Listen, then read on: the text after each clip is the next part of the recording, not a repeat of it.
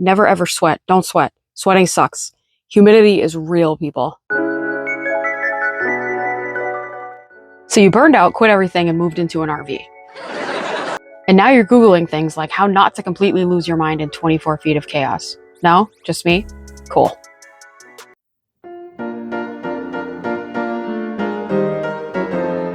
Today I'm going to show you some tips that are actually saving my sanity in this 24-foot RV tornado that I call home.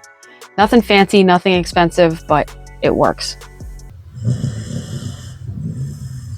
Listen, I didn't move into this RV to join the Pinterest tiny home cult. I moved in because I needed to rebuild. And also because I got tired of paying for square footage I wasn't emotionally occupying. My vibe?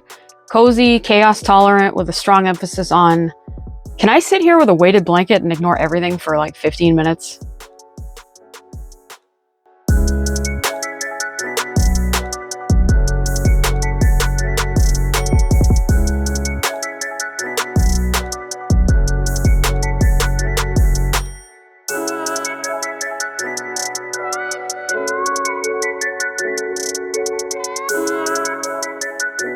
This is my simple yet effective workstation. It's a super light, adjustable height lap desk or desk I can put my legs under. I have my mouse, I have my external drives and everything. I can look out the window. Another thing that keeps me sane are these spice bins. I got them at the Dollar Tree. They were super cheap, and I can store them right above the stove in this little cabinet. This is my coffee station. I have found having an electric kettle is much quicker than boiling water. I drink coffee every single morning, so this was definitely a must-have for me.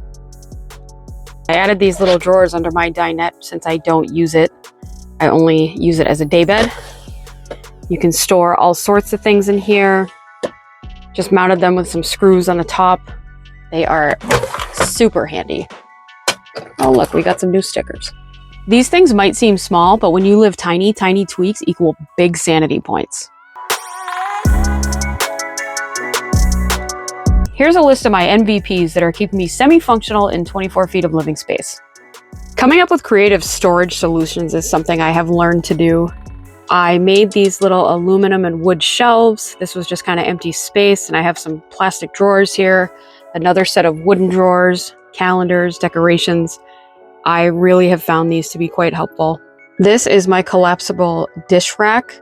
It is definitely a must for RVing. Unfolds into almost a full-size dish rack and then easily folds to be put away wherever I can find room in a drawer. And hooks. There's literally hooks everywhere.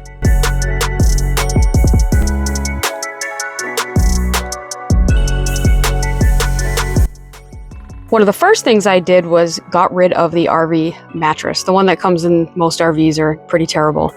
I did end up just getting an air mattress, built a little platform out of 2x4s under there so it's even, and I definitely sleep like a baby.